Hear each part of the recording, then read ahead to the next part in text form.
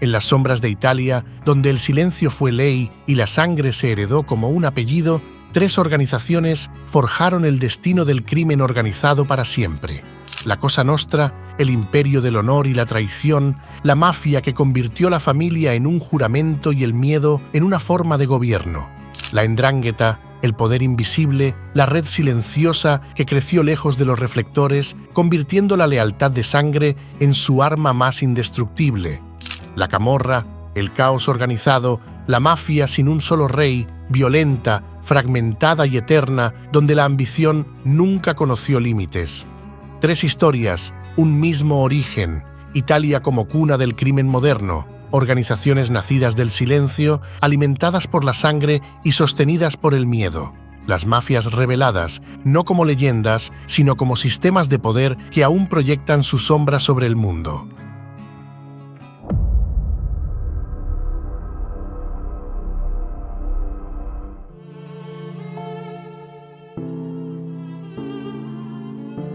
Algunos historiadores prefieren mantener cierta distancia y sitúan los orígenes de la Cosa Nostra en tiempos muy, pero muy antiguos. Según algunas versiones, todo habría comenzado con una secta secreta llamada los Beati Paoli en el siglo XII. Otros, más dramáticos, apuntan a la revuelta de las vísperas sicilianas contra los angevinos. Y por si fuera poco, hay quienes retroceden aún más, hasta la resistencia árabe contra los normandos. Todas estas ideas son el fruto de una mitología construida para ennoblecer una organización que en realidad buscaba legitimar sus actividades delictivas a través de un pasado glorioso e idealizado y hunde sus raíces en contextos más recientes y pragmáticos. Indistintamente de eso, para ahorrarnos una historia tan larga que abarca casi todo el milenio pasado, podríamos decir que la cosa se pone interesante en el siglo XIX, que es cuando este monstruo comienza a tomar forma.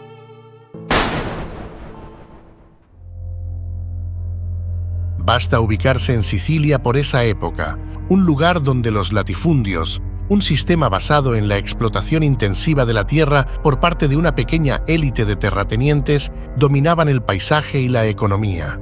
Las provincias de Palermo, Trapani, Agrigento y Caltanissetta eran el epicentro de esta locura. Estas propiedades, que podían extenderse por cientos o incluso miles de hectáreas, eran gestionadas a través de un sistema feudal que dejaba a los campesinos en condiciones de extrema pobreza, obligados a trabajar la tierra a cambio de una exigua subsistencia.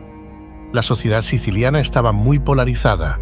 Por un lado, los terratenientes vivían en el lujo, a menudo en suntuosos palacios como el famoso Donna Fugata, descrito por Giuseppe Tomasi di Lampedusa, mientras que por otro, la mayoría de la población se encontraba en un estado deplorable con pocas posibilidades de mejora. La política italiana de la época, todavía fragmentada en varias unidades territoriales anteriores a la unificación, fue incapaz de imponer un control efectivo sobre la isla. El gobierno Borbón, que dominaba la isla, estaba más interesado en mantener el statu quo que en promover reformas agrarias.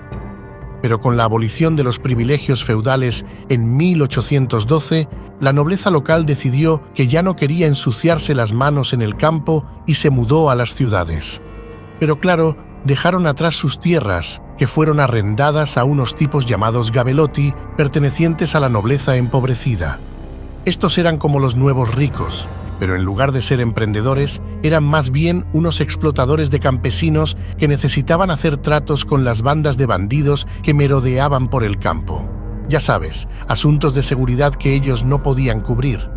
No eran dueños de la tierra, pero controlaban todo lo demás: el dinero, las semillas, la maquinaria agrícola y el ganado. En la práctica, eran parásitos de la economía agrícola local. Así que, para protegerse, estos gabelotti se rodearon de campieri que eran como sus guardaespaldas, pero en lugar de ser tipos altos, musculosos e intimidantes, eran delincuentes locales con un talento especial para la violencia. Oficialmente, eran una especie de seguridad privada, pero en la práctica, muchos actuaban como matones o sicarios rurales. El método de opresión era muy sencillo. Imponían el orden con escopetas, cobraban rentas por la fuerza y protegían sus intereses con métodos brutales. Igualmente, de vez en vez, decidían quién trabajaba y quién no, quién se casaba y quién se quedaba soltero. Y es que el crimen organizado, en sus inicios, era como una mezcla de pandillas y consorcios que llenaban el vacío dejado por la nobleza y la falta de un gobierno fuerte en las zonas rurales. Y claro, no había una burguesía empresarial que pudiera poner a cada quien en su sitio en medio de este desastre. Así se iba fraguando la Cosa Nostra. Con el tiempo, estos grupos empezaron a copiar los rituales de las sectas carbonarias y masónicas que estaban de moda en el reino de las dos Sicilias. Con esto buscaban crear lazos de solidaridad, pero sobre todo mantener cerrada la boca de sus integrantes más indiscretos. La famosa omertá, esa implacable ley del silencio, se fue formando en este caldo de cultivo. En 1838, un funcionario borbón, Pietro Calà Ulloa, ya hablaba de una tal Cosa Nostra en los siguientes términos. Hay en muchos pueblos sindicatos o hermandades, sobre todo sectas que se llaman partidos, sin color ni finalidad política, sin reunión, sin otro vínculo que el de la dependencia de un líder, que aquí es un terrateniente, allá un obispo. Un fondo común, ayuda a las necesidades, ahora para tener un funcionario exonerado, ahora para defenderlo, ahora para proteger a un acusado, multiplicando el número de delitos. Justo cuando ocurren los robos, los ladrones salen a ofrecer una transacción para la recuperación de los objetos perdidos. El número de acuerdos de este tipo es infinito. Y sí, sus miembros ya se encontraban en varias partes haciendo un sinfín de cosas irregulares, como dice el documento. Los bandidos no se quedaron de brazos cruzados y se unieron a los levantamientos antiborbones de 1848 y 1860. La primera, que comenzó en Palermo el 12 de enero, fue provocada por el descontento con el gobierno borbónico, pero fue orquestada por figuras como Rosolino Pilo y Giuseppe La Massa, que buscaban restablecer el poder local bajo la égida de una constitución liberal. El segundo evento, sin embargo, fue parte de un proceso más amplio de unificación italiana liderado por Giuseppe Garibaldi. La expedición de los 1000 desembarcó en Marsala y con el apoyo de algunas élites locales logró expulsar a los Borbones. Penosamente, el objetivo real tampoco era la libertad, sino la transferencia del poder de una monarquía extranjera a una nueva clase dirigente italiana. Después de la unificación, continuaron gobernados por un sistema corrupto y clientelista que favoreció el ascenso de esos grupos irregulares. Así es, un año después de la revuelta de 1860, el mundo conoció a un nuevo país, Italia, ahora llamada el Reino de Italia. Claro, se puede decir que fue una construcción política frágil, basada en un modelo centralista heredado del Reino de Cerdeña.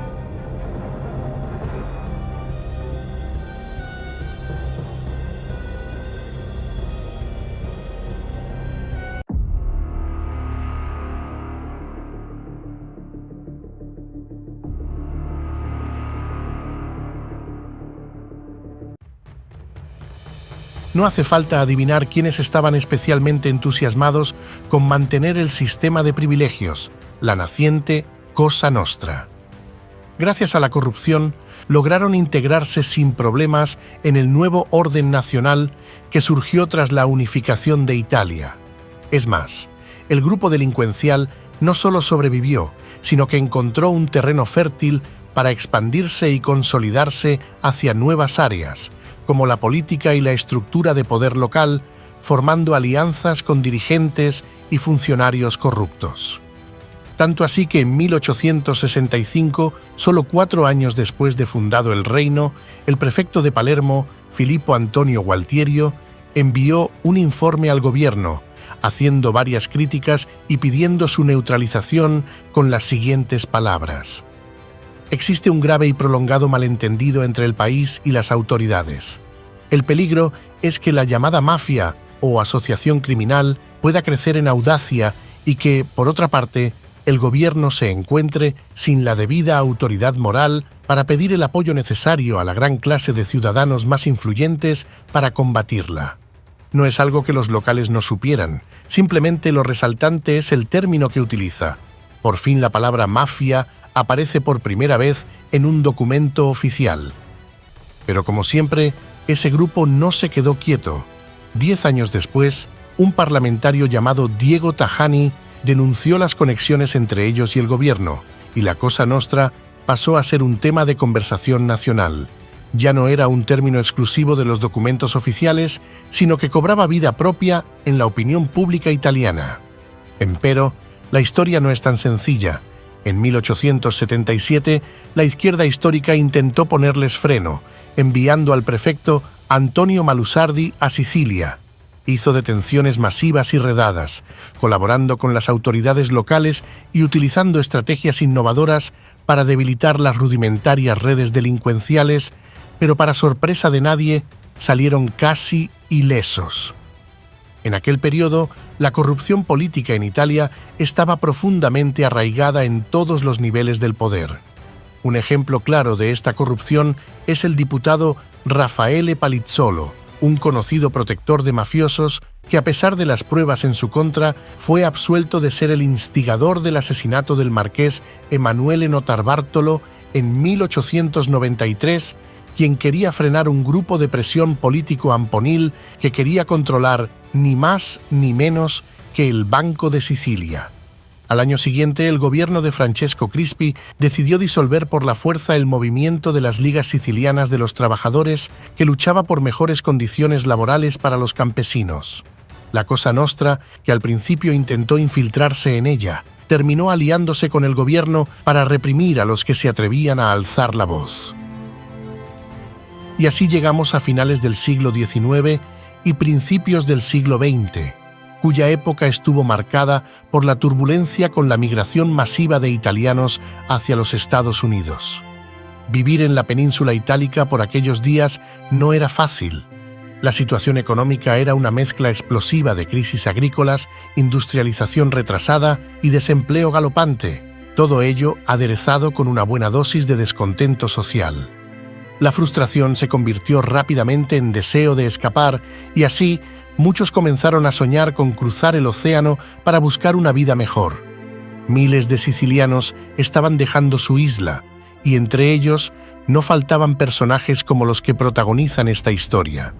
Estos tipos se llevaban sus maletas, pero también fundaban una especie de franquicia del delito en el extranjero especializada en extorsionar a sus compatriotas, y se hacían notar con una firma muy particular, una huella de mano en tinta negra estampada en las cartas de extorsión. Por eso les llamaban la Mano Negra, no una organización criminal como tal, sino un método de extorsión utilizado por delincuentes italianos en Estados Unidos, especialmente dentro de las propias comunidades inmigrantes. Y así, un buen número de estos caballeros se encontraron en Nueva York, Chicago y otras ciudades estadounidenses dispuestos a poner en práctica sus habilidades. Por dar algunos nombres, unos de los que lograron cumplir su retorcido sueño americano fueron Giuseppe Morello y Salvatore D'Aquila. Pero no todo era fiesta, migración ilegal y extorsión. El detective italoamericano Joe Petrosino, un tipo valiente y respetado en el Departamento de Policía de Nueva York, quería ponerle freno a este intercambio ilegal entre Sicilia y América, se metió en un lío monumental. En 1909 decidió emprender una misión que resultará fatal. Después de recibir información sobre un inminente ataque de la mafia en Nueva York, viajó a Italia con el propósito de reunir pruebas e información sobre sus cabecillas. Su idea era desmantelar las operaciones delictivas desde adentro y para ello pensó que era esencial llegar a la raíz del problema. Mientras avanzaba por las calles y rincones de Palermo, comenzaba a recopilar datos valiosos, pero su presencia no pasó desapercibida. Los malhechores locales, ya advertidos de su misión, pusieron en marcha un plan para eliminarlo. Y así, el 12 de abril, solo un mes después de su llegada, Petrosino fue asesinado en una oscura calle de Palermo, alcanzado por balas disparadas por un grupo de sicarios.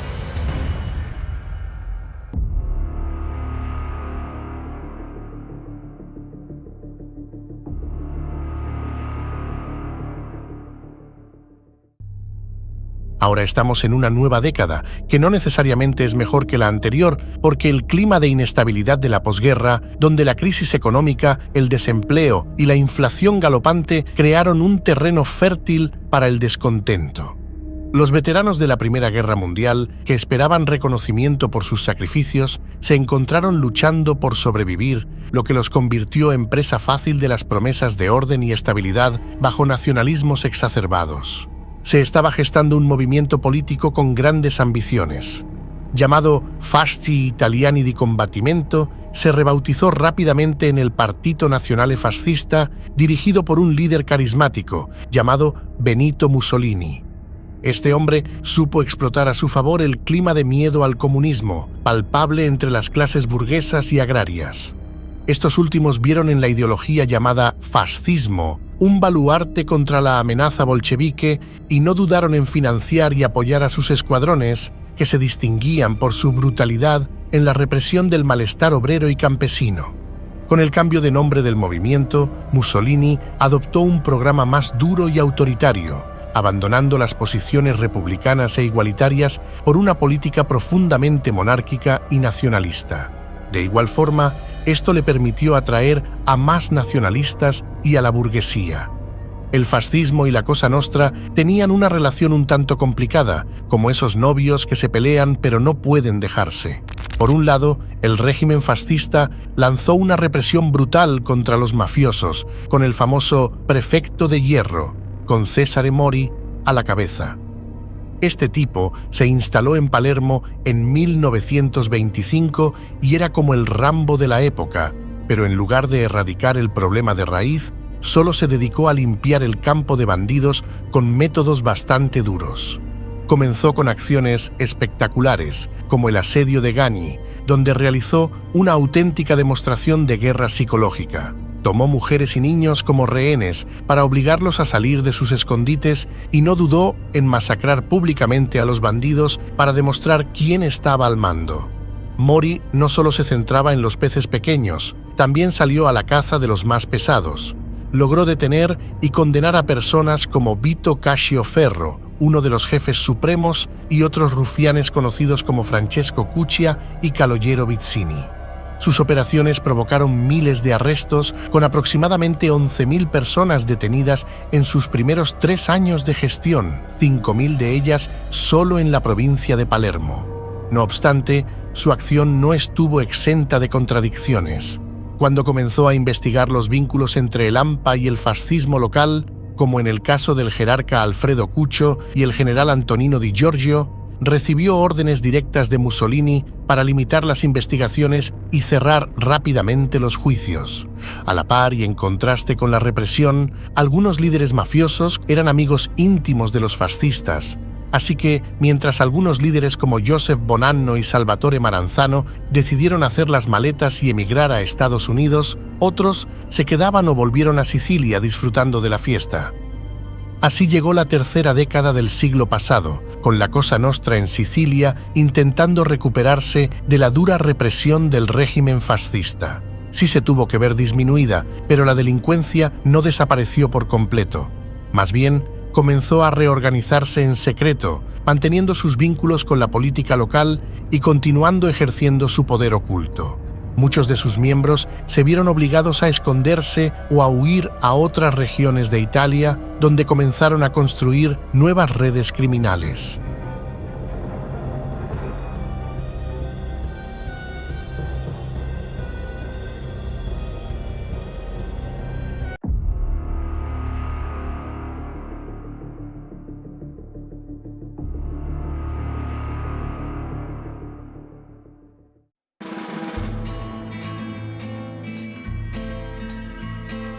Hasta ahora hemos estado hablando de Sicilia y de Italia. Ciertamente, allá estaban ocurriendo cosas importantes con la Cosa Nostra, pero lo mismo sucedía lejos de ahí, y no en Europa o en el Mediterráneo. Más bien, saltando el charco, como suele decirse. Ya lo hemos venido advirtiendo, estaban migrando con destino a los Estados Unidos desde hace unas décadas atrás. Por eso, a la par del fascismo del viejo continente, el 16 de enero de 1919, la prohibición se instauró en la potencia americana con la intención de erradicar el consumo de licor. pero lo que realmente logró fue abrir las compuertas del submundo criminal. La demanda de alcohol no desapareció, al contrario, se disparó, creando un ambiente propicio para que las pandillas y los políticos corruptos se beneficiaran de la situación. En los primeros meses tras la aprobación de la enmienda, $1 millón en whisky fue robado de los almacenes del gobierno y las calles de las ciudades estadounidenses se transformaron en un campo de batalla donde las pandillas luchaban por el control del lucrativo negocio del contrabando de licores. La mafia, que había encontrado su camino desde Sicilia hasta las costas de América, se adaptó rápidamente a esta nueva realidad. Con la llegada de olas de inmigrantes italianos que huían de la represión de Benito Mussolini, muchos de ellos se encontraron en edificios de inquilinato, donde la pobreza y la desesperación eran moneda corriente, y algunos decidieron unirse a estos clanes para intentar salir de la miseria.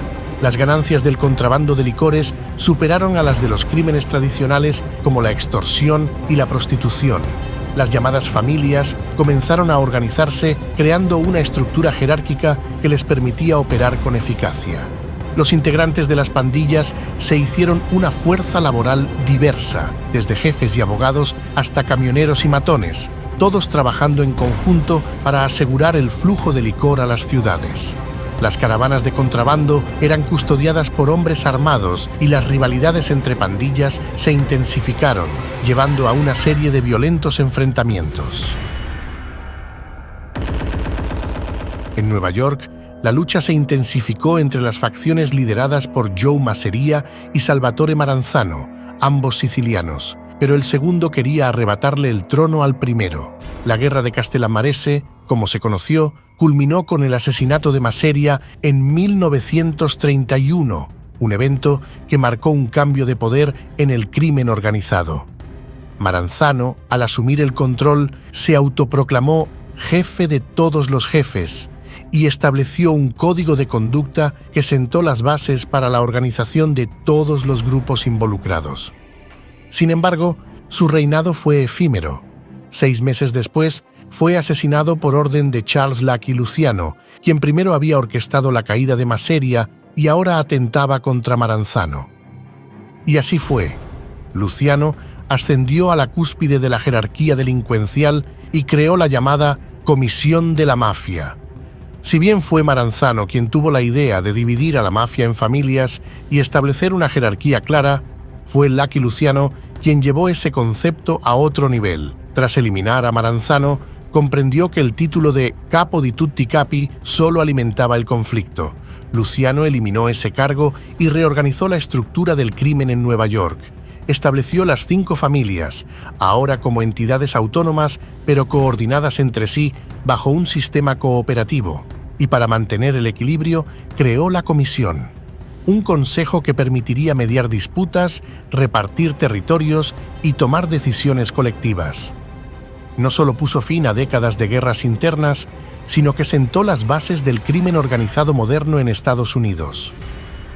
Este cambio significó un giro hacia una era de paz y prosperidad para el AMPA italoamericano, que se expandió rápidamente.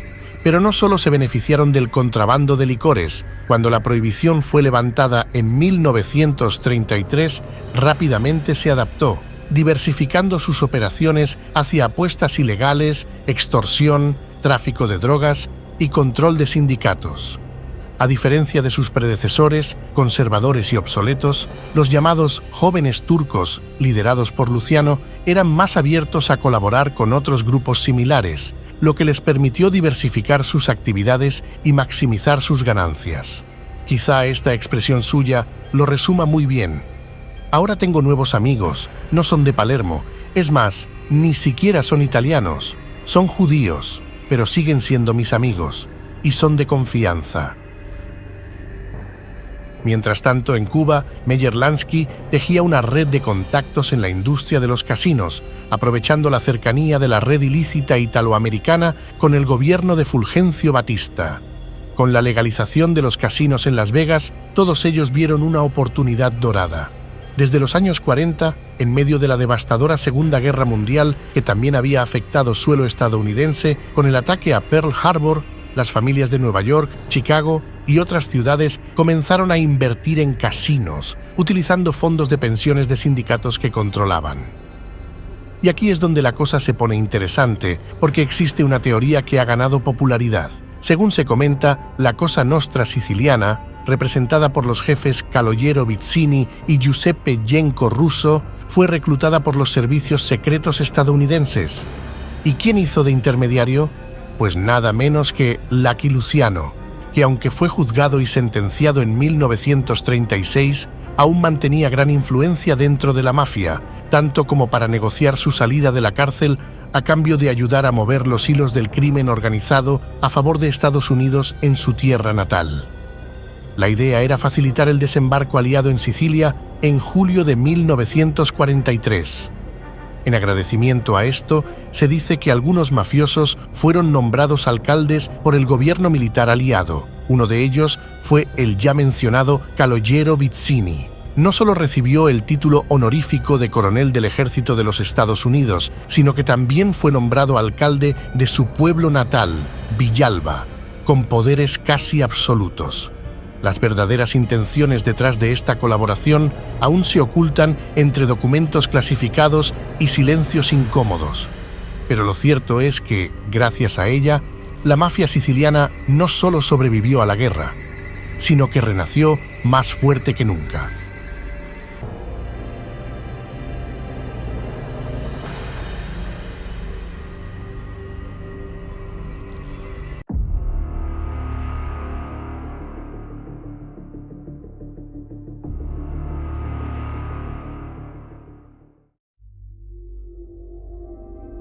Volvamos a Italia.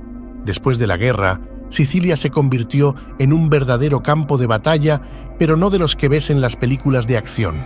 No, aquí el drama era entre campesinos y obreros que decidieron levantarse y ocupar las tierras baldías de los grandes latifundios, todo gracias a las leyes Gulo Segni, que le dieron un empujón a las cooperativas obreras para que empezaran a cultivar esos feudos que estaban más abandonados que un perro en la calle.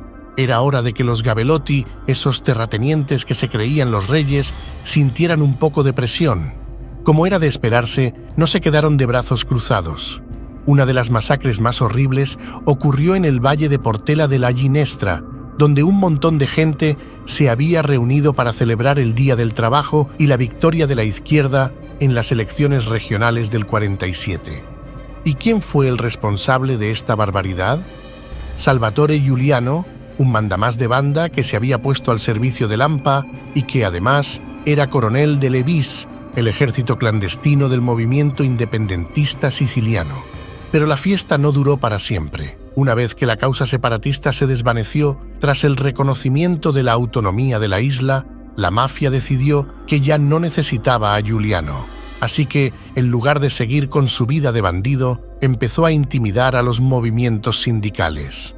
De esta manera, un 5 de julio de 1950, su suerte se acabó en Castelvetrano. Terminó asesinado en circunstancias que nunca se aclararon del todo. Se dice que fue traicionado y baleado mientras estaba en un bar. Con su muerte, igualmente fue enterrado el último vestigio del bandidaje rural. La Cosa Nostra, que siempre está buscando nuevas formas de hacer dinero, empezó a mirar hacia la ciudad y a favorecer actividades ilícitas más urbanas. Por ello, los años 50 y 60 fueron una montaña rusa para la Cosa Nostra. Todo comenzó con la reforma agraria de 1950, que puso fin a un feudalismo que ya estaba más que obsoleto. Afortunadamente, ya sus negocios eran más urbanos que rurales, pero eso no fue todo. La economía italiana empezó a despegar y miles de sicilianos se lanzaron a las regiones industrializadas del norte en busca de trabajo. Esto significó que el campo se despoblaba y las ciudades crecían como setas después de la lluvia. ¿En qué negocios estaban incurriendo? Bueno, desde la especulación inmobiliaria hasta el contrabando de metales preciosos y cigarrillos y, por supuesto, el tráfico de drogas, especialmente hacia los Estados Unidos, donde tenían una hermanita llamada Cosa Nostra estadounidense. Para 1957, siguiendo el consejo de algunos amigos de la Cosa Nostra americana, los sicilianos decidieron crear una comisión similar a la neoyorquina para suavizar las diferencias entre las distintas familias.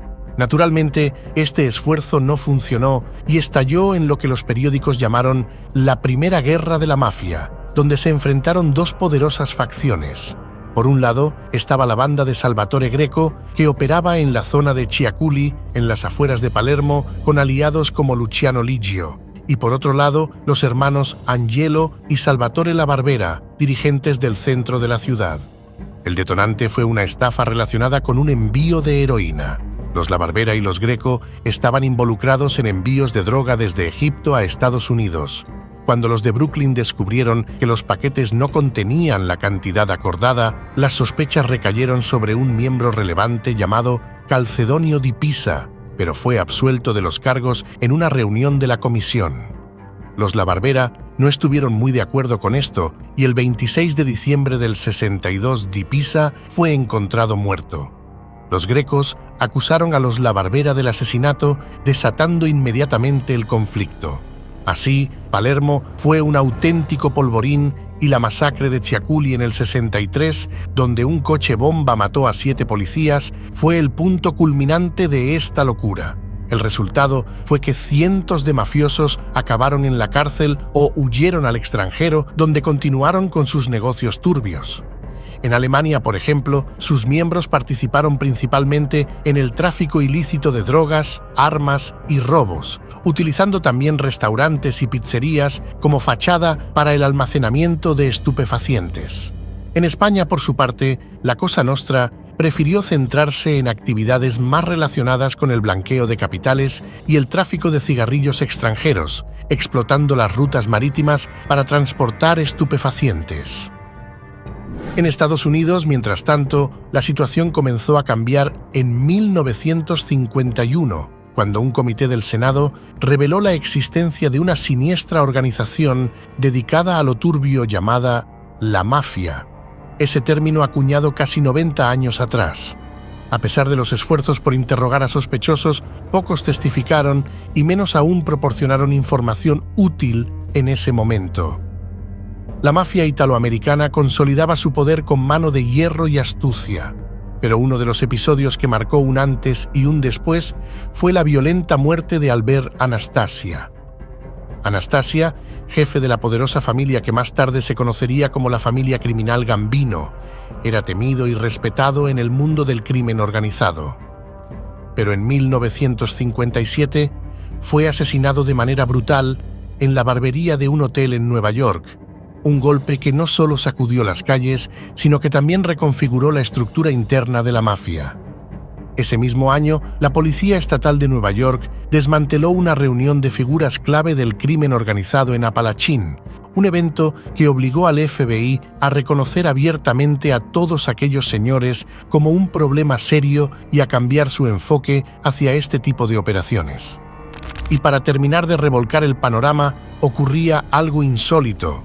Joseph Valachi, de la familia Genovese, rompió el código de silencio y proporcionó al FBI información crucial sobre la estructura y operaciones de la mafia italoamericana. No se guardó nada. Este acontecimiento había allanado el camino para otras deserciones que ocurrirían en el transcurso de las próximas décadas. No lo sabían, pero estaban muy cerca de mostrar los primeros signos de desgaste. Y es que, en ese entonces, seguían siendo una fuerza descomunal en suelo norteamericano, ya que controlaban un vasto imperio de actividades ilícitas en buena parte del país, incluida la extorsión, los juegos de azar y las apuestas, el tráfico de drogas, la prostitución y la infiltración en sindicatos. Entre los más prominentes de esta época se encontraban Carlo Gambino, con su política de discreción que le permitió evitar la atención de las autoridades durante años; Vito Genovese, quien se encontraba en prisión e intentaba mantener el control sobre su familia desde detrás de las rejas; y Joseph Bonanno, quien ya había comenzado a retirarse a raíz de múltiples disputas con sus colegas, donde incluso llegó a ser desterrado de Nueva York. Pero no podemos pasar por esta época sin antes mencionar la muerte del creador de la mafia moderna, Charles Lucky Luciano, quien murió de un ataque al corazón en Nápoles a los 64 años de edad. un hombre que, una década atrás, fue desterrado de Estados Unidos, pero que aún así logró seguir teniendo cierta influencia en la Cosa Nostra americana hasta el día de su muerte. Retornando a Italia, como si Ciaculli no hubiera sido suficiente, ocurrió la masacre de Viale Lazio en 1969. Este fue otro ajuste de cuentas sangriento. En todo caso, lo importante es que marcó el punto culminante de la Primera Guerra y sancionó el ascenso de los Corleonesi dentro de la organización. A principios de los años 70, decidieron que era hora de hacer un poco de lo que hoy llamaríamos networking y se unieron a las organizaciones de contrabando napolitanas.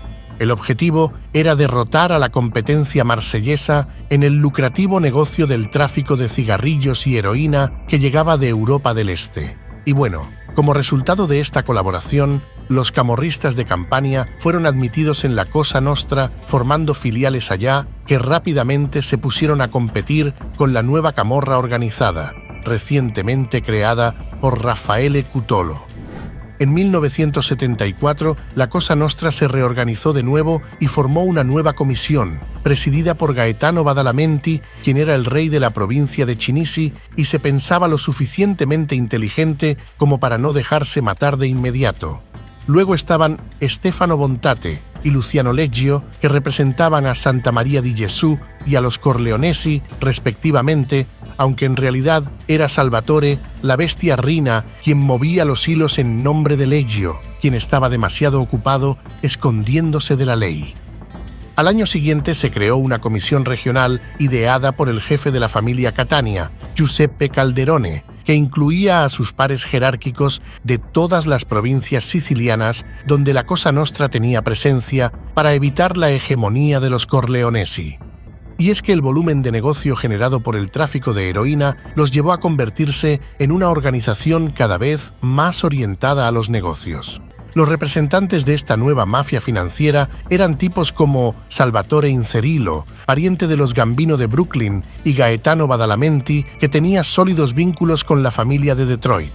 Pero todos ellos, junto con Stefano Bontate, hicieron más allá de lo que debieron hacer. Intentaron excluir a los Corleonesi de todas sus ganancias. Y por supuesto, la bestia Rina, el gran representante de los Corleonesi, no se quedó de brazos cruzados y movió fichas de sangre que desataron una guerra sin precedentes contra las instituciones estatales en Palermo. A la par de estos eventos, las ciudades de Europa y América estaban inundadas de drogadictos buscando su dosis de heroína. Italia, por su parte, se llevaba el triste título de tener el récord mundial de muertes por sobredosis.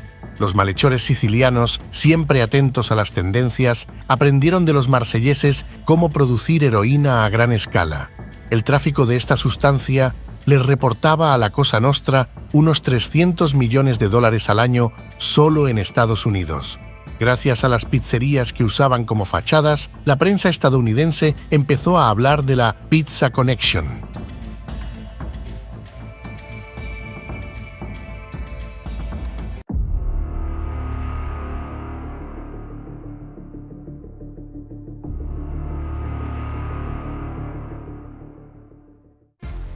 Ya para 1980, estamos en presencia del declive de la organización dentro y fuera de Italia.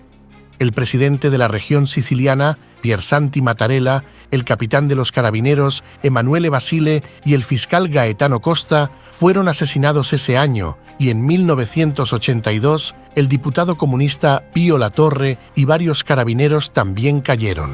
Efectivamente, durante casi 3 años, la masacre alcanzó niveles sin precedentes, con 600 personas asesinadas y cientos de hombres desaparecidos, probablemente disueltos en ácido o arrojados al mar. Era la llamada Segunda Guerra de la Mafia, mucho más devastadora que la anterior y con grandes consecuencias para el equilibrio de poder interno. Por eso, algunos se animaron a llamarla La Matanza. Uno de los pocos sobrevivientes de esta masacre fue Tommaso Buscetta, quien vio cómo 2 de sus hijos, un cuñado, un hermano y un sobrino, eran asesinados en venganza. Así que, cuando fue capturado en Brasil, decidió que era hora de hablar.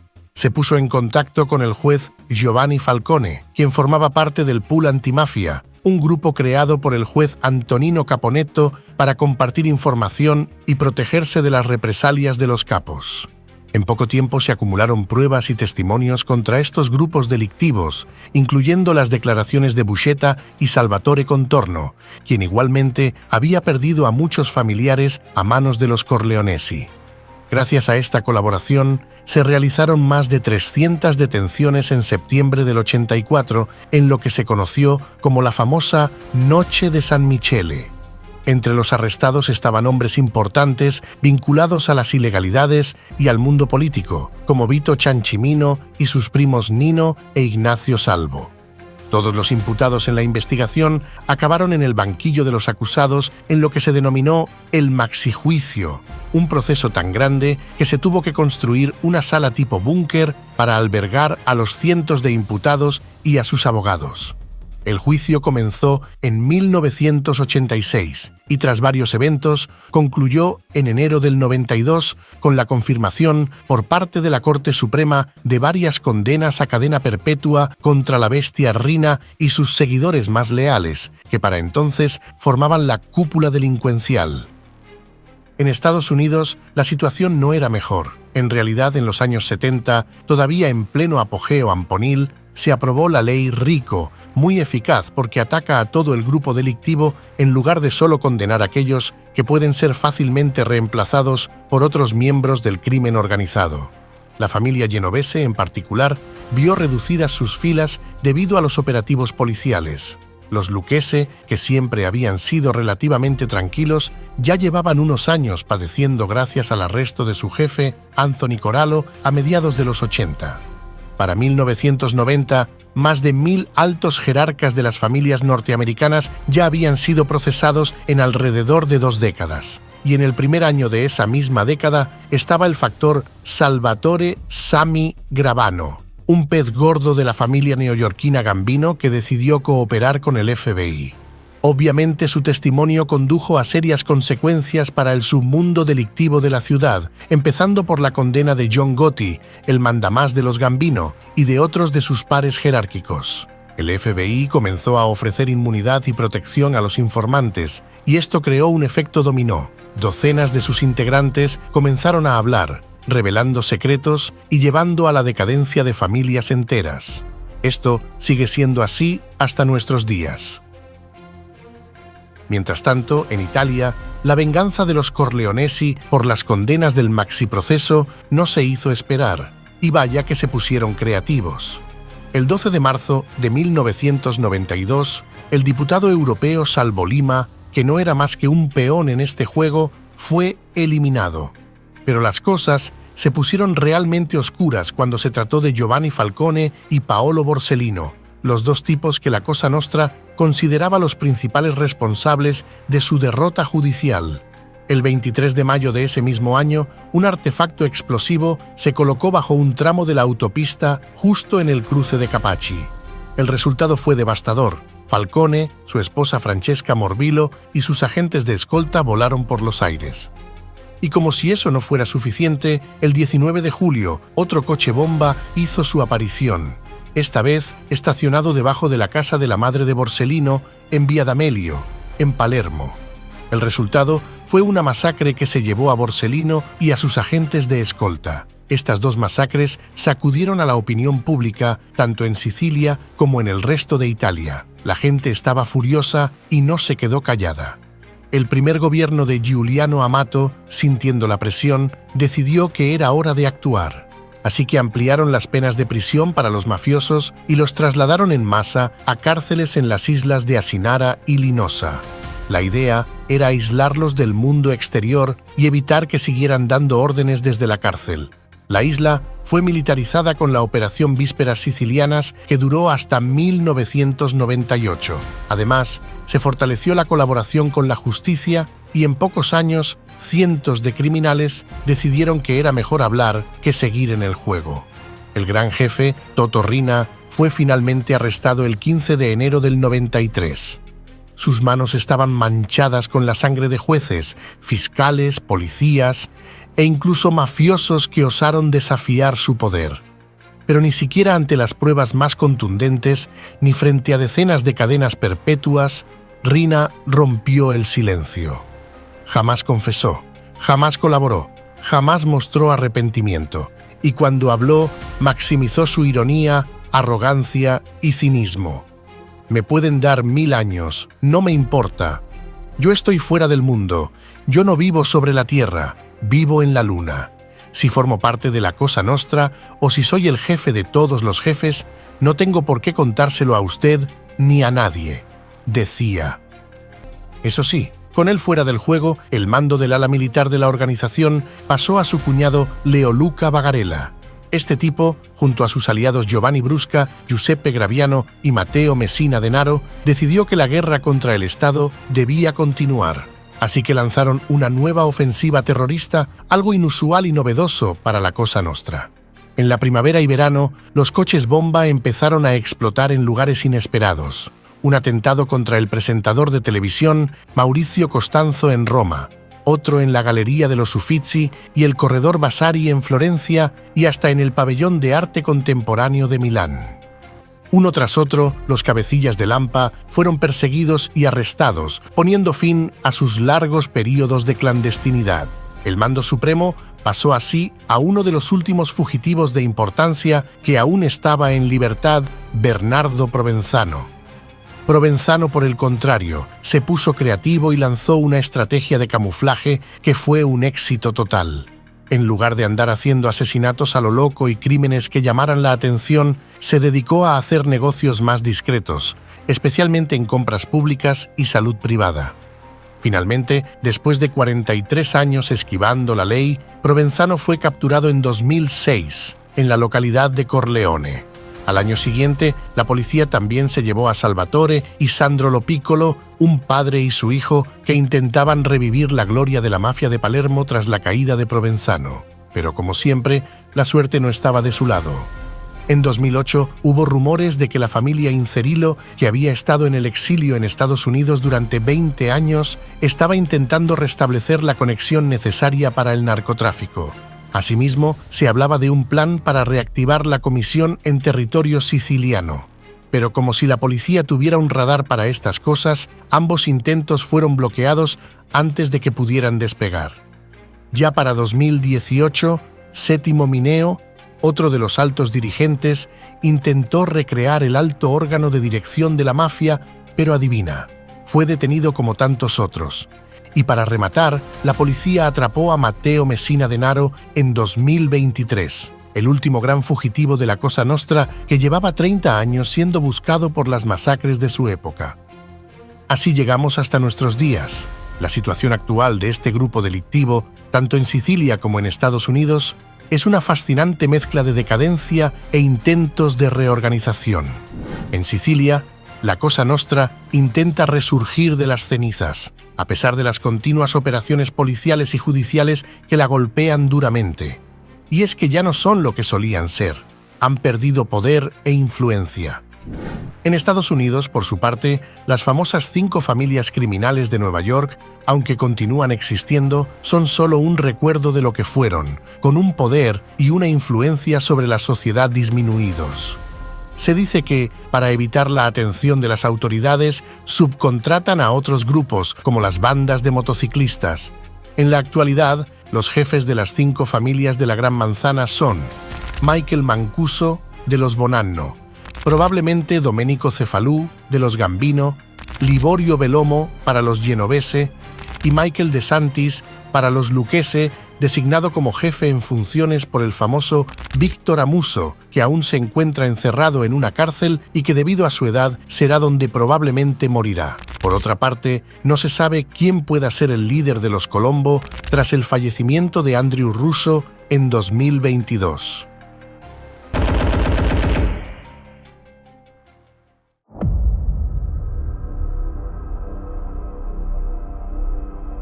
La Camorra Napolitana es una organización criminal con sede en la región de Campania, Italia, particularmente en Nápoles. Se caracteriza por su estructura horizontal de bandas o clanes en lugar de una jerarquía piramidal. Sus principales actividades incluyen el narcotráfico, la extorsión, la falsificación y el blanqueo de capitales, y a menudo se infiltran en la política local. Nápoles, siglo XVII. Una ciudad densamente poblada, caótica y pobre. Bajo el dominio del Imperio Español, sus calles servían de miseria y supervivencia. En los barrios más marginales, Porta Capuana, Forcella, Sanita, los hombres vivían entre el trabajo ocasional, el juego ilegal y la violencia cotidiana. Allí, en los calabozos del sistema penitenciario napolitano, comenzó a gestarse una hermandad que, sin saberlo, marcaría siglos de historia criminal. Los primeros registros escritos del término camorra aparecen hacia 1670 en documentos policiales que mencionan disputas entre presos. Se trataba, al principio, de una cultura carcelaria más que de una organización formal, un conjunto de reglas, jerarquías y códigos de respeto entre delincuentes. Cada prisión tenía su capintrito o jefe encargado de mediar conflictos, castigar faltas y cobrar tributos internos. Entre las normas más estrictas estaba el juramento de lealtad, que a veces se realizaba con sangre sobre cartas de baraja, y el óbolo, un tributo obligatorio que todo preso debía pagar. En ese ambiente cerrado y violento surgió una lógica que luego se expandiría por las calles, la del control territorial, la obligación de tributos y la lealtad ciega al grupo. Cuando los presos salían de la cárcel, llevaban consigo esas costumbres, dando origen a la camorra de la calle, prolongación directa de la cultura carcelaria. Durante el siglo XVIII, Nápoles seguía siendo un hervidero social. La desigualdad era extrema. Los nobles controlaban la riqueza, mientras los barrios bajos sobrevivían en la marginalidad. En ausencia de un Estado eficaz, los camorristas comenzaron a ocupar espacios de poder informal. Se convirtieron en intermediarios entre la población y las autoridades, figuras ambiguas que mezclaban protección con extorsión. El guapo, hombre respetado del barrio, mezcla de delincuente y benefactor, se convirtió en símbolo del orden paralelo napolitano. Vestido con chaleco ajustado, pañuelo de colores y sombrero ladeado, imponía respeto y cobraba protección a cambio de seguridad, actuando como juez en conflictos vecinales. La frontera entre justicia popular y crimen organizado se volvía cada vez más difusa. Además, fuentes de la época, como el escritor Francesco Mastriani, retratan a estos guapi como personajes temidos pero fascinantes, cuya autoridad era tan visible en los mercados y tabernas como la del propio Estado borbónico.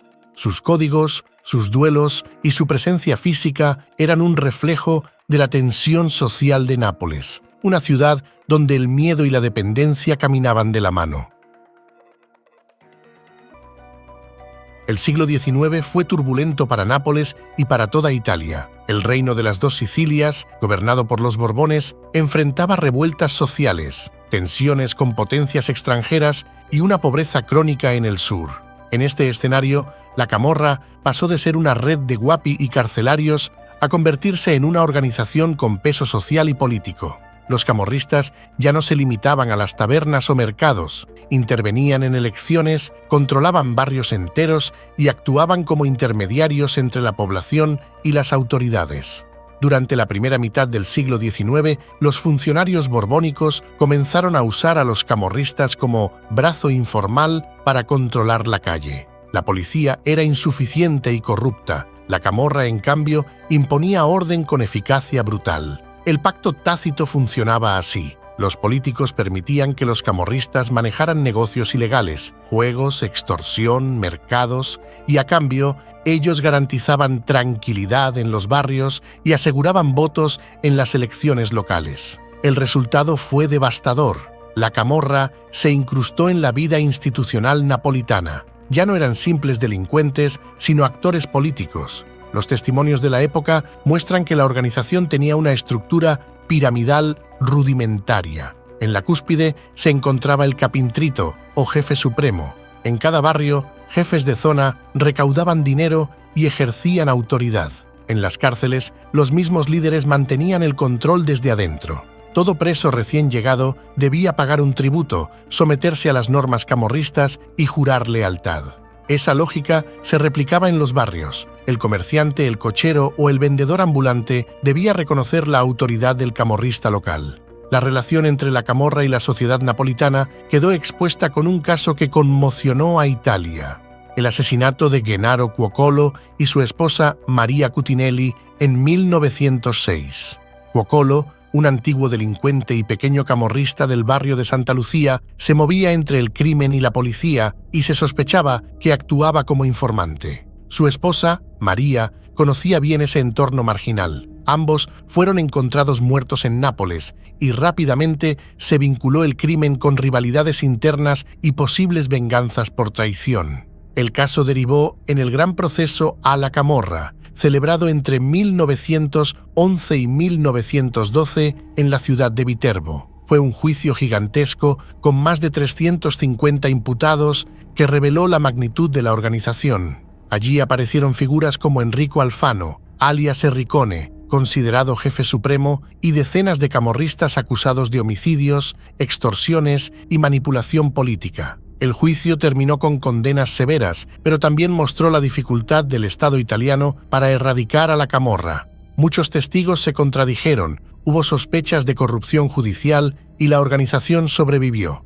El caso Cuocolo fue clave porque evidenció que la camorra no era un mito urbano, sino un sistema criminal real, enraizado en la política, la policía y la vida diaria.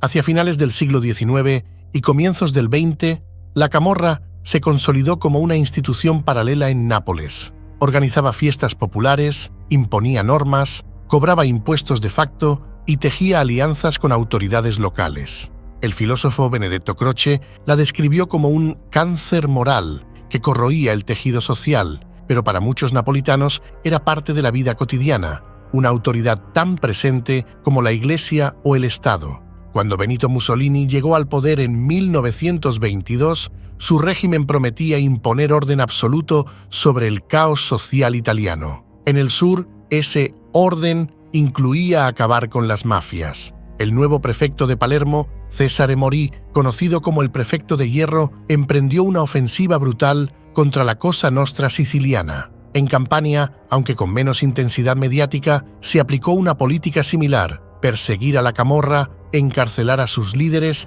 y limitar su influencia local. Sin embargo, la dispersión y fragmentación de los clanes permitieron que la camorra sobreviviera, escondida en los barrios y adaptándose a los cambios del poder político. Durante los años 30, muchos camorristas fueron arrestados, confinados o se refugiaron en el anonimato. El régimen fascista controlaba la calle con una policía política eficaz y despiadada. La camorra, al menos en apariencia, desapareció de la vida pública, pero como tantas veces en su historia, solo cambió de forma. Se mantuvo en redes clandestinas, dentro de los mercados ilegales y en los barrios más pobres de Nápoles. Con la caída de Mussolini y el fin de la Segunda Guerra Mundial, el vacío de poder fue inmediato. Las ruinas de Nápoles, bombardeada, hambrienta y desorganizada, se convirtieron en terreno fértil para el resurgimiento camorrista. La reconstrucción trajo ayuda internacional, contrabando y una economía negra que los antiguos camorristas aprendieron a dominar con habilidad. En los años 50, Nápoles vivía entre la escasez y la picaresca. El puerto napolitano, uno de los más grandes del Mediterráneo, se convirtió en la arteria de la economía informal. Desde allí salían y entraban mercancías legales e ilegales: cigarrillos americanos, ropa, alcohol, alimentos y armas. Fue el tiempo del contrabando de tabaco, un negocio que definió a toda una generación de camorristas. La figura del contrabandista se volvió casi heroica en el imaginario popular. Era el hombre que traía productos del extranjero, que desafiaba al Estado, que daba trabajo a los jóvenes del barrio. Sin embargo, detrás de esa imagen romántica, la camorra estaba reorganizándose. Estructuras flexibles, clanes familiares y control de las rutas marítimas. Los barrios costeros, Santa Lucía, Forcella, San Giovanni a Teduccio, fueron los primeros en reactivar el viejo sistema de protección y cobro. A partir de ese momento, la camorra recuperó su poder social y económico. El Estado italiano, ocupado en la reconstrucción y la Guerra Fría, miraba hacia otro lado. Durante los años 60, algunos clanes comenzaron a invertir el dinero del contrabando en construcción, juego ilegal y préstamos usureros. El poder económico de los nuevos jefes ya no dependía solo del miedo, sino del control financiero. El crecimiento urbano, la especulación inmobiliaria y el auge del narcotráfico internacional crearon un nuevo ecosistema criminal. Nápoles era ya una metrópolis caótica de más de 1 millón de habitantes, con barrios marginados y un desempleo altísimo. En ese caldo de cultivo nació una nueva generación de camorristas, más ambiciosos, más violentos y con una visión empresarial del crimen. El nombre clave de esa época es Raffaele Cutolo, apodado O Professore. 941 en Ottaviano, un pequeño pueblo al pie del Vesubio, Cutolo fue un delincuente carismático e inteligente que desde la cárcel fundó una organización sin precedentes, la Nuova Camorra Organizzata, ENCHO. Su idea era clara: crear una estructura unificada, casi religiosa, con rituales de iniciación, jerarquías rígidas y un juramento de sangre. Desde la prisión de Poggioreale, Cutolo reclutó a cientos de jóvenes marginados, prometiéndoles protección, dinero y una causa. La ENCHO llegó a tener miles de miembros, controlando extorsiones, secuestros y, sobre todo, el tráfico de heroína. Pero su ambición desató una guerra. Otros clanes históricos, que no aceptaban su autoridad, formaron la Nuova Famiglia, una alianza de poderosos jefes: Michele Zaza, los Giuliano, los Nuvoletta, con vínculos con la Cosa Nostra siciliana, y los Alfieri. La guerra entre la ENCHO y la Nuova Famiglia dejó más de 3.000 muertos entre 1979 y 1983. Nápoles se convirtió en un campo de batalla. Bombas, ejecuciones a plena luz del día y cadáveres en las esquinas. Era la época más sangrienta de la historia moderna de la camorra. El Estado italiano reaccionó con macrojuicios y operaciones policiales que lograron encarcelar a los principales líderes. Raffaele Cutolo fue condenado a cadena perpetua en 1982, pero su figura dejó una huella profunda. Había demostrado que la camorra podía funcionar como una multinacional del crimen. Tras el baño de sangre de los años 70 y 80, la camorra entró en una nueva fase. Los clanes comprendieron que la violencia abierta atraía la atención del Estado y de la prensa. Era hora de mutar nuevamente, pasar de la calle a los despachos, del plomo al dinero. El epicentro de esa transformación fue el Agro Aversano, una zona rural e industrial entre Caserta y Nápoles. Allí nació y creció el clan de los Casalesi, símbolo de la camorra moderna. El clan estaba formado por familias poderosas: Schiavone, Bidognetti, Iovine, Zagaria, De Falco, que lograron unificar fuerzas bajo una estructura empresarial.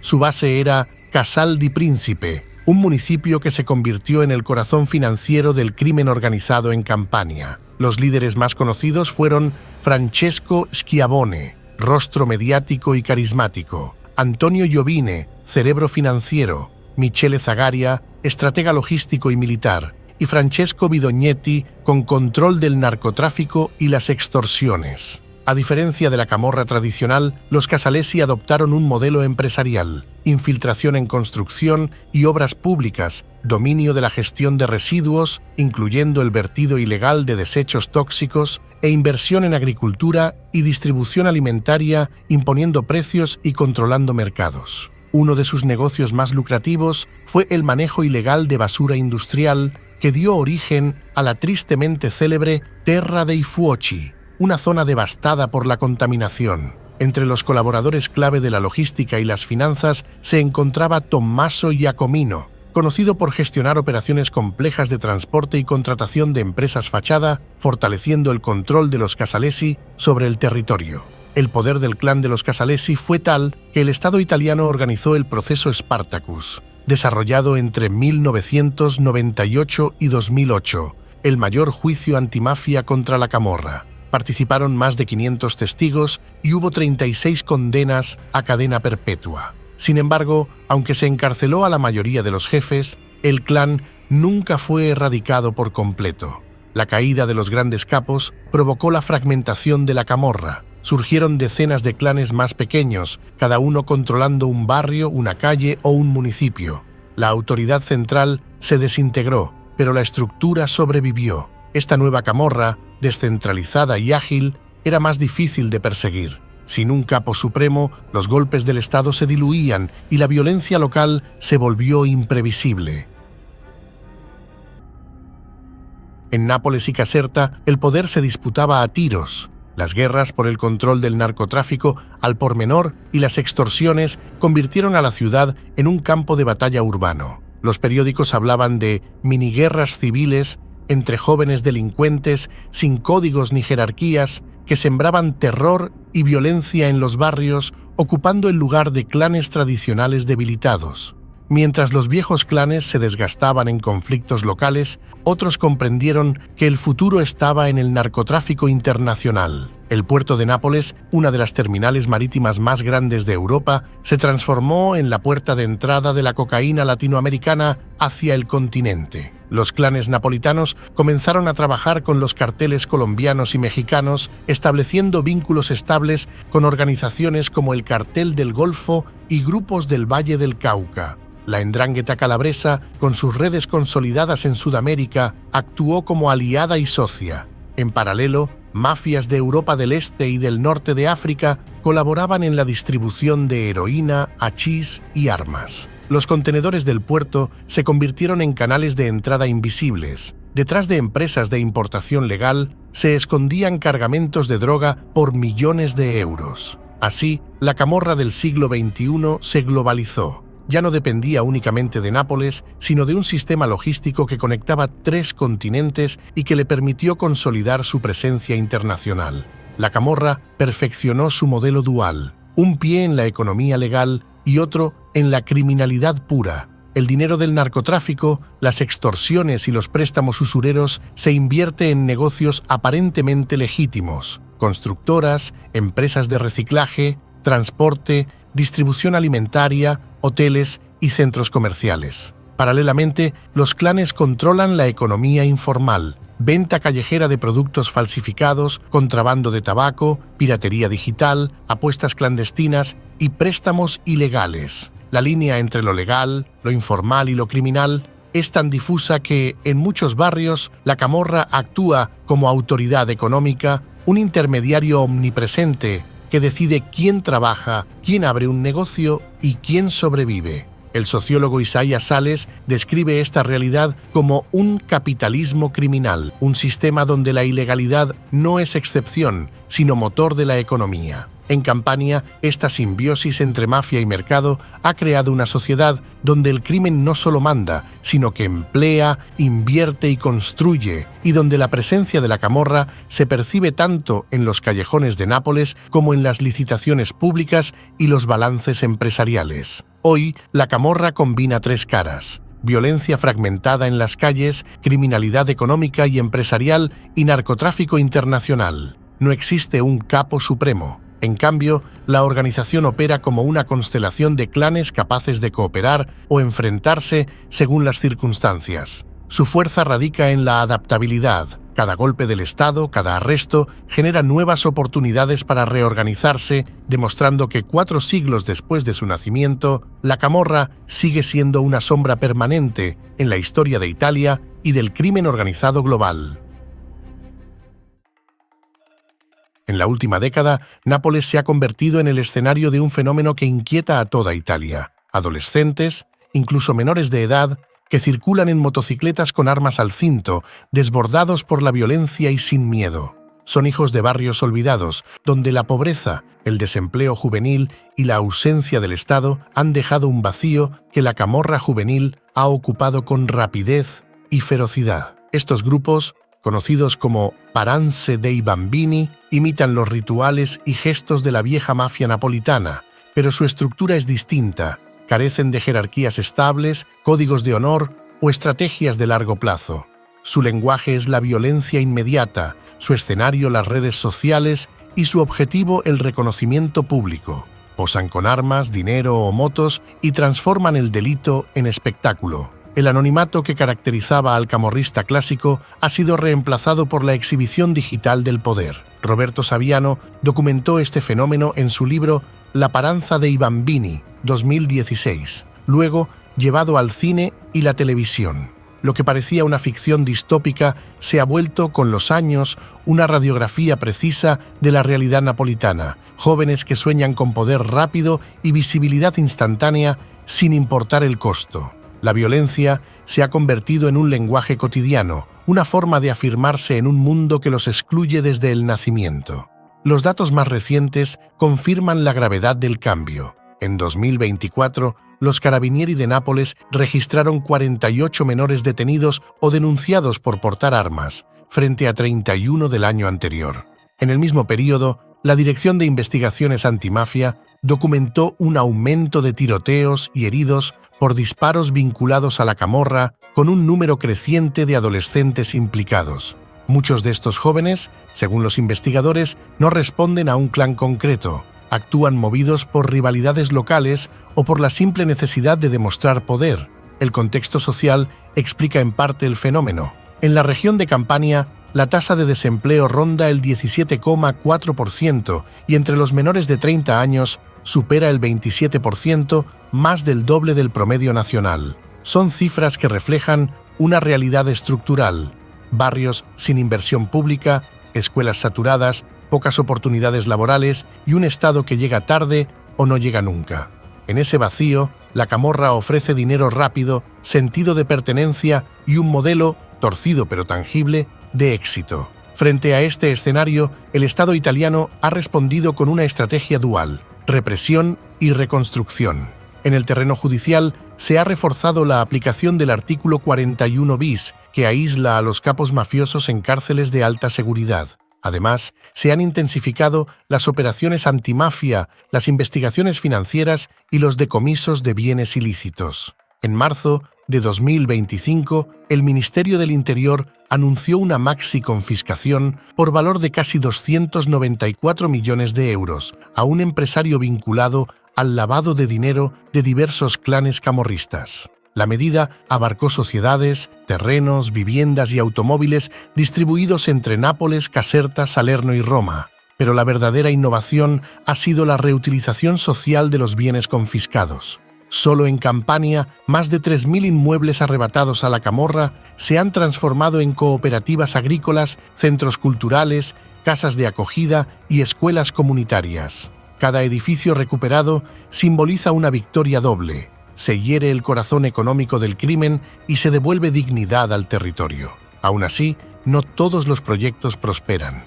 Muchos enfrentan amenazas, burocracia o falta de recursos, recordando que la victoria sobre la camorra no se mide solo en arrestos, sino también en persistencia. El fiscal antimafia Nicola Gratteri ha advertido que la edad de los delincuentes baja año tras año y que muchos menores ya no son reclutados, sino que crean sus propios grupos, más caóticos y violentos. Para Gratteri, la raíz del problema sigue siendo la desigualdad. En este sentido, Italia ha comprendido que la lucha contra la camorra no puede ganarse únicamente con cárcel o represión. Requiere políticas educativas, empleo juvenil y una presencia institucional constante. Las paranze dei bambini son el síntoma de un sistema roto, no su causa. Combatirlas implica reconstruir la confianza social que la mafia aprovecha para sobrevivir. Hoy, la camorra convive en dos dimensiones: una, visible y ruidosa, dominada por jóvenes armados que buscan fama; otra, silenciosa y sofisticada, que lava dinero en empresas, transporte o construcción dentro y fuera de Italia. Juntas forman una hidra criminal, capaz de regenerarse cada vez que una de sus cabezas cae. Durante siglos, la camorra y la Cosa Nostra se infiltraron en la política y la economía, la primera en Nápoles, la segunda en Sicilia, y ambas expandiéndose luego al contrabando y al narcotráfico internacional. Las décadas de los 70 y 80 fueron sangrientas: guerras internas de clanes, miles de muertos y un poder que el Estado apenas podía frenar. A finales del siglo XX, la camorra adoptó un modelo empresarial con los Casalesi, mientras la Cosa Nostra se replegaba discretamente. Procesos como Spartacus demostraron que el Estado podía golpear, pero nunca eliminar por completo estas redes. Hoy, ambas organizaciones persisten: la camorra fragmentada y violenta, la Cosa Nostra discreta y jerárquica, pero las dos mantienen influencia global, traficando drogas, lavando dinero y adaptándose a cada época. Son un testimonio vivo de la resiliencia del crimen organizado italiano, siempre presente, siempre cambiante.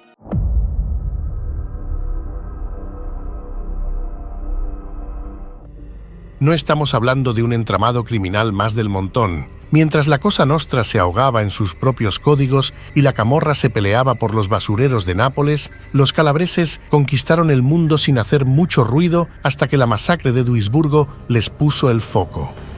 El 15 de agosto de 2007, Alemania descubrió que su problema con Italia no era solo el turismo de borrachos. 6 cadáveres frente a una pizzería en Duisburgo demostraron que este enorme grupo hacía repartos a domicilio de violencia. Una venganza entre los clanes Nirta Stragno y Pelevotari, servida con 70 balas. Todo empezó en San Luca, Calabria, donde el rencor familiar se cultivaba mejor que los tomates, pero los mafiosos decidieron que matarse en casa era muy predecible, así que decidieron llevar el ajuste de cuentas a Alemania. Los sicarios, liderados por Giovanni Strangio, ejecutaron hasta un adolescente. La masacre fue tan escandalosa que hasta a los jefes mafiosos les dio vergüenza. Decretaron una tregua solo para que la prensa dejara de hablar de ellos. Y para añadir dramatismo, la policía encontró en el lugar de los acontecimientos una imagen chamuscada del arcángel Miguel. Así fue como la policía europea se dio cuenta de que la 'Ndrangheta no era solo un problema italiano, sino un holding peligrosísimo con sucursales en todo el continente. La mafia calabresa es una de las organizaciones criminales más poderosas y discretas del mundo. Especializada en el narcotráfico, controla aproximadamente el 80% de la cocaína que circula en Europa. Para lograrlo, emplea métodos logísticos altamente eficaces y difíciles de detectar.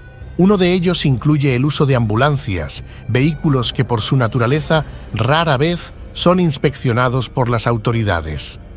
Además del tráfico de drogas, la 'Ndrangheta mantiene una sólida estructura financiera basada en préstamos ilegales, con intereses desmesurados, trata de personas y tráfico de armas, ocultas incluso en cementerios. También participa activamente en el vertido ilegal de residuos tóxicos, generando altos ingresos con consecuencias ambientales graves. Su sistema de operación está diseñado para proteger la organización a través de la infiltración en instituciones públicas y empresas legales. Utilizan la corrupción para acceder a contratos estatales, disfrazando sus operaciones bajo rubros como la construcción, la agricultura o el comercio.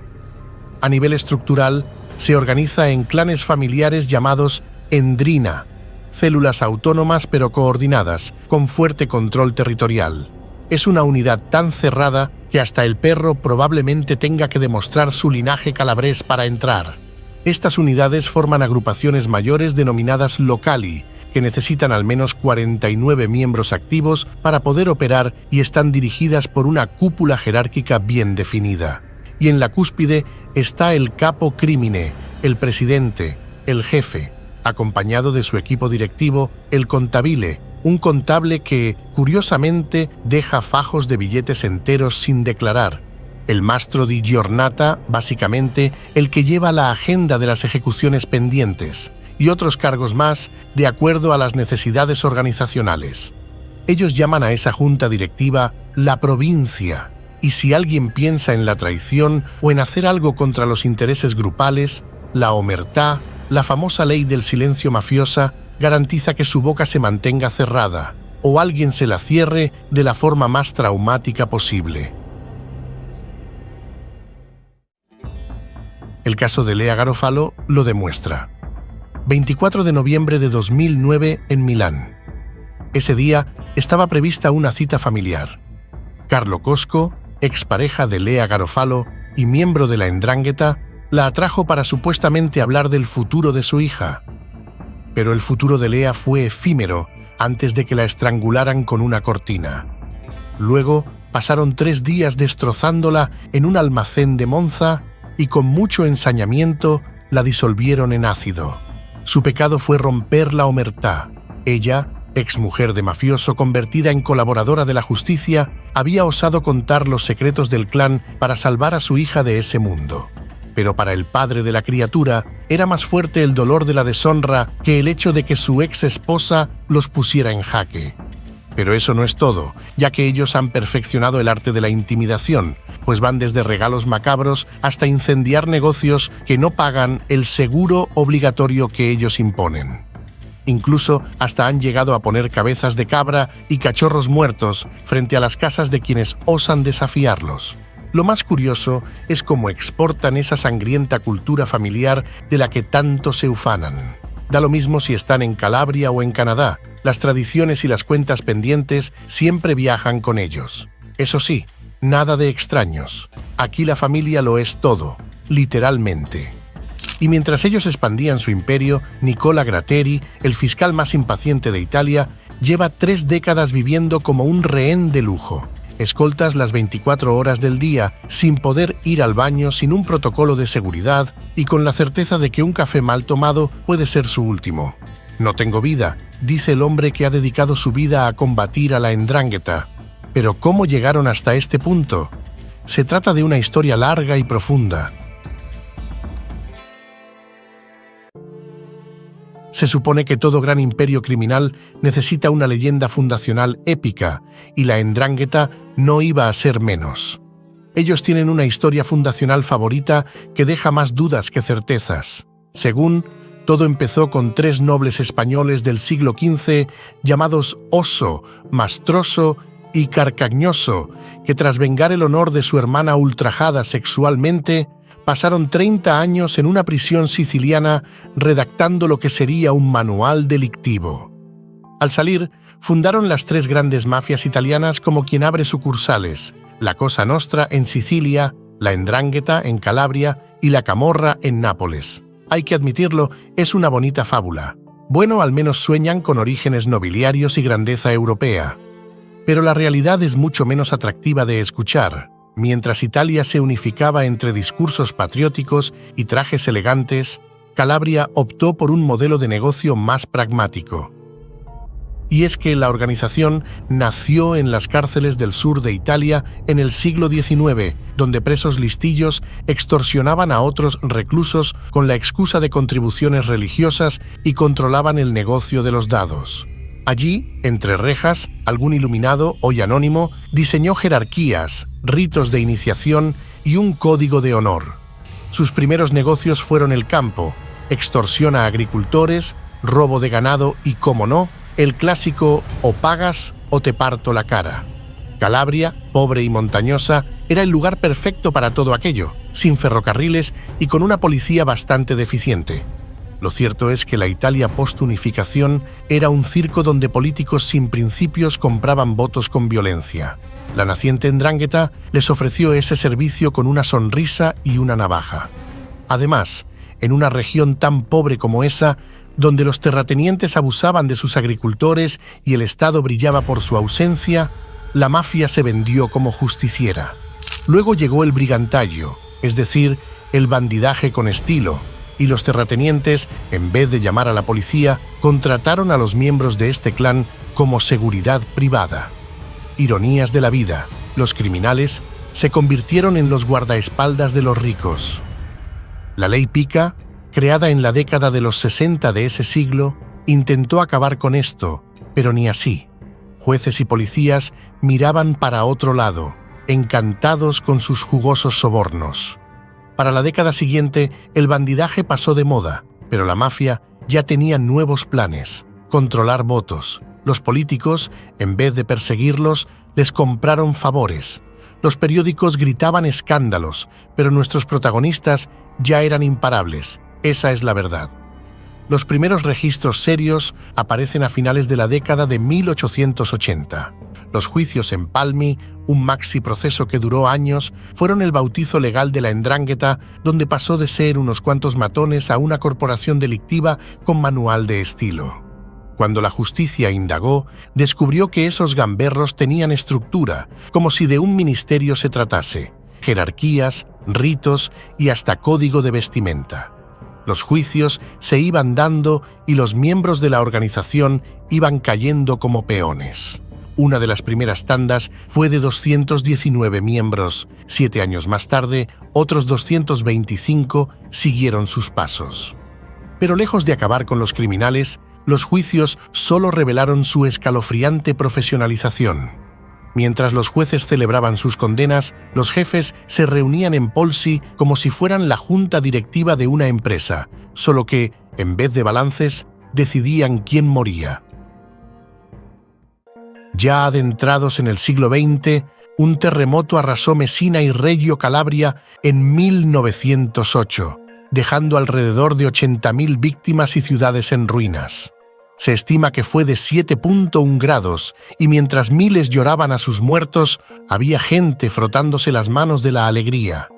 Para la 'Ndrangheta fue como un regalo de Navidad adelantado. Cuando el gobierno italiano soltó 100 millones de liras para la reconstrucción, los mafiosos olieron el festín. No es muy difícil imaginarse el camino que tomaron. Se ofrecieron como gestores de las obras, desviando aquellos fondos públicos justificados. Los contratos de construcción fueron su boleto dorado. Cada ladrillo colocado, cada casa levantada, llevaba su comisión invisible. Con el Estado ausente, se erigieron en los nuevos alcaldes de Calabria, por decirlo de algún modo, protección a cambio de lealtad. Los desesperados, sin techo ni comida, aceptaron el contrato social mafioso. Mejor vivir de rodillas que morir de hambre. Tanto así que hasta los malhechores que habían emigrado a Estados Unidos regresaron. Era una oportunidad muy prometedora y montaron empresas fantasmas que prestaban dinero a víctimas desesperadas con intereses exagerados y construyeron casas que probablemente se caían con un pequeño estornudo. Al mando de todo este desastre se encontraba Michelangelo Campolo, el capo crimine, que manejaba el entramado con ayuda de abogados tramposos, políticos corruptos y policías.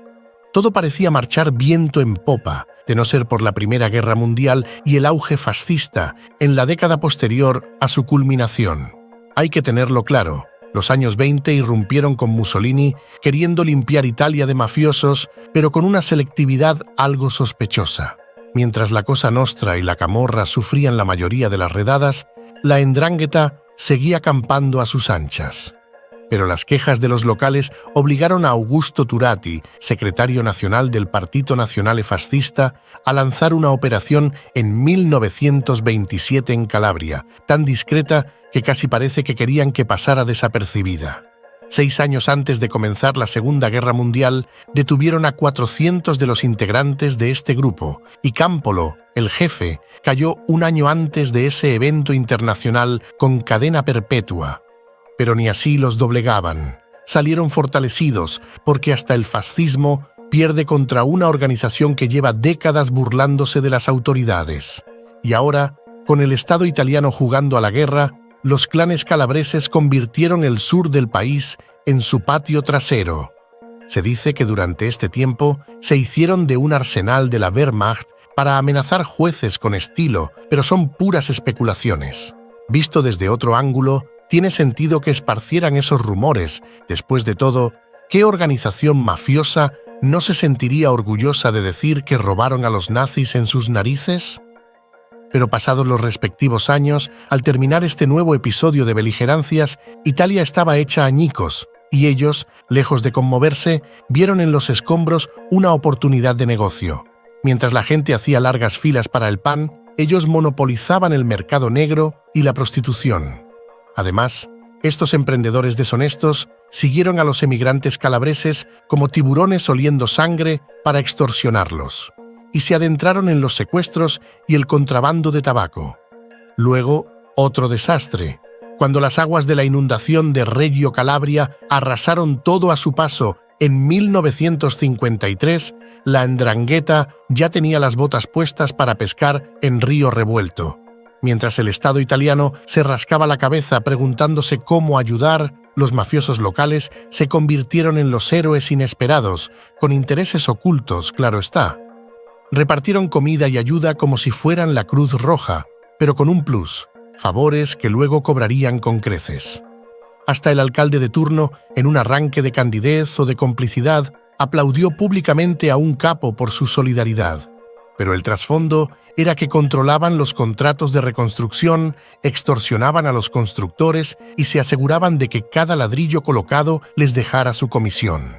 La inundación no solo destruyó casas y pertenencias, también acabó con lo poco que quedaba de independencia económica en la región. Comerciantes y autoridades locales se vieron obligados a depender de los nuevos gestores de la emergencia, quienes tomaron el control de la situación. Eso sí, tanta prosperidad trajo problemas internos. Más dinero significó más traiciones y ajustes de cuentas. El gobierno, tras décadas de mirar para otro lado, detuvo a 261 miembros y descubrió lo obvio: políticos y mafiosos eran casi colegas. Las 2 décadas siguientes, los años 60 y 70, fueron la edad dorada del crimen organizado, y en su caso particular, con fondos públicos para desarrollar el sur, este grupo logró licitaciones millonarias, como la autopista Salerno-Reggio Calabria, y montó un próspero negocio de alquiler de maquinaria. Si alguien no quería pagar, se le colocaba una bomba en el vehículo. Además, los secuestros estaban dejando réditos importantes. El más famoso fue el ocurrido en la madrugada del 10 de julio de 1973 en Roma. John Paul Getty III, el nieto rebelde de uno de los tipos más ricos del planeta, pasó de ser un adolescente bohemio a mercancía en manos de la 'ndrangheta. Los mafiosos calabreses, expertos en secuestros express, lo embolsaron como a un fardo de cocaína y lo escondieron en cuevas del sur de Italia. Su delito era tener un apellido que valía millones. La primera demanda de rescate, por 17 millones, hizo reír al abuelo Getty. «Si pago, tendré 14 nietos secuestrados», declaró el hombre, demostrando que para ser billonario hay que tener el corazón de piedra. 4 meses de negociación y una oreja cortada después, enviada a un periódico como prueba de autenticidad, el magnate cedió, aunque solo pagó 2.2 millones. Finalmente, el muchacho apareció en diciembre, traumado y con una oreja menos, cerca de Lauria. En total, por aquellos tiempos ocurrieron 694 secuestros con un botín calculado en más de 800.000 millones de liras. Los éxitos turbios se acumulaban, pero algo oscuro se estaba tejiendo. Pues resulta que la familia de Stefano se convirtió en la referencia para los jóvenes aspirantes a criminales, como si fueran los influencers de la época, mientras la violencia y la ambición abundaban entre sus miembros. Todo comenzó con el famoso Paquetto Colombo, un regalo del gobierno que prometía casi 2.000 millones de liras para renovar la industria en Calabria. Por esta época se comenzaba a formar la denominada Primera Guerra de la 'Ndrangheta. La chispa que encendió el mechero fue la familia de Stefano, que aspiraba a unirse a otras 3 familias y hacerse con los contratos públicos más jugosos del Paquetto Colombo. Pero como en toda buena historia de mafias, esto no fue bien recibido por los clanes rivales. Así que, en 1974, se formaron 2 facciones. Por un lado, los de Stefano, Piromali, Mazzaferro, Cataldo y Mamoliti, y por el otro, los temibles Tripodo, Nirta y Macri. La guerra se extendió por casi 3 años, dejando un saldo de 233 muertos, un verdadero festín de violencia que culminó con el asesinato de Tripodo, Macri y uno de los de Stefano. Un año más tarde, 60 jefes fueron arrestados, aunque solo 28 terminaron condenados. A pesar de todo, el conglomerado no se dejó amedrentar. Gracias a los fondos del Paquetto Colombo y a su habilidad para hacer tratos con empresarios y políticos corruptos, la organización no solo sobrevivió, sino que se adaptó. Tanto así que llegaron los años 80 con aquellos peinados exagerados y, por supuesto, con la Segunda Guerra de la 'Ndrangheta. Este evento formaba parte de esa reinvención por la que atravesaban, eran simples gajes del oficio. El detonante fue tan absurdo como violento. En 1985, Giuseppina Condello, hermana de los lugartenientes del clan de Stefano, se casó con Antonio Imerti, jefe de un clan rival. Paolo de Stefano lo vio como una traición y respondió con un regalo de boda especial, un coche bomba que mató a 3 de sus guardaespaldas. 2 días después, Imerti devolvió el favor asesinando a Paolo. Y así, la guerra se desató, dejando un saldo de más de 700 muertes en 6 años. La situación se volvió tan caótica que incluso los mafiosos en Canadá pensaron que la guerra había llegado a sus puertas, y hasta la Cosa Nostra siciliana medió para que aquellos vándalos firmaran una paz que dejó a todos igual que al principio. Este nuevo ciclo de violencia atrajo la atención de los medios y de la policía, lo que llevó a los jefes amponiles a buscar una salida. Después de tantas bajas y escrutinio mediático, decidieron que era hora de hacer las paces, pero por supuesto, a su manera. Así fue como nació la provincia, un nuevo organismo interno destinado a resolver cualquier desacuerdo entre las familias con reuniones para discutir civilizadamente sus asuntos, no con metralletas. Suena muy original y todo, pero la idea fue copiada de la Cosa Nostra siciliana, aunque añadieron su toque calabrés, menos jerarquías rígidas y más arreglos familiares. El resultado fue brillante: menos balas perdidas, más ganancias compartidas. A pesar de las pérdidas, la 'Ndrangheta no solo sobrevivió, sino que prosperó. Según la Comisión Antimafia italiana, ocurrida en 1993, la organización contaba con 150 clanes y casi 5.000 miembros. Y después de las 2 cruentas guerras internas, arreglaron que el narcotráfico era el negocio del siglo. Mientras la policía italiana se centraba en la Cosa Nostra, que estaba ocupada en sus típicas masacres, ellos se reían a carcajadas en la otra esquina, fortaleciendo sus lazos con países como Canadá y Australia. En esta última, no son simples traficantes, son respetables empresarios que mezclan restaurantes de pasta con lavado de dinero. Y más allá, porque la organización se dedicó a expandir su red, enviando calabreses a supervisar la producción de heroína en Oriente Medio y cocaína en Sudamérica. Los capos calabreses brindan mientras negocian con carteles latinoamericanos, demostrando que el verdadero lenguaje universal no es el inglés, sino el de los fajos de billetes sin declarar. Igualmente, en Alemania y Países Bajos operan con la discreción, puertos controlados, políticos comprados y negocios legales que son financiados por la ilegalidad. Así, el nuevo milenio encontró a la 'Ndrangheta cansada de su discreción. Por eso, en 2005, decidieron dar un golpe de efecto: asesinar a Francesco Fortugno, presidente del Consejo Regional de Calabria, justo en el momento en que ejercía su derecho al voto. Fueron 5 disparos y el mensaje era claro: ellos son quienes ponen las reglas, no los políticos ni las fuerzas del orden. La elección del lugar y momento demostró que ya no les importaba el qué dirán, solo el qué temerán. 2 años más tarde vino la tristemente célebre masacre de Duisburgo, de la que ya habíamos hablado y que terminó de sacar del anonimato a la organización. Pero hay más. Los cables diplomáticos filtrados por Wikileaks pintaban un panorama desolador, ya que Calabria era básicamente un territorio sin autoridad donde estos malhechores controlaban el 3% del PIB italiano, o hasta más. Mientras analistas especulaban sobre si buscaban reubicarse en el extranjero, los capos calabreses firmaron una tregua interna y aprovecharon la crisis financiera global del 2008 para seguir expandiéndose. Con una estructura jerárquica más sólida que la de la Camorra, la 'Ndrangheta se convirtió en una multinacional del crimen y, a pesar de los esfuerzos de la justicia en los últimos 20 años, este grupo ha demostrado ser más astuto de lo que creían. Porque sí, mientras las autoridades rastrean dinero en efectivo, ellos ya usan criptomonedas y contratan informáticos para delitos digitales como si fueran startups de Silicon Valley. Y su capacidad para adaptarse a nuevas oportunidades económicas, como la pandemia o la guerra en Ucrania, la convierte en un verdadero dolor de cabeza para las autoridades. Lejos de la caricatura del gángster, la 'Ndrangheta representa una estructura criminal moderna, silenciosa y profundamente enraizada tanto en la sociedad calabresa como en las redes del crimen internacional. Pero la historia del crimen en Italia no empieza ni termina en Calabria.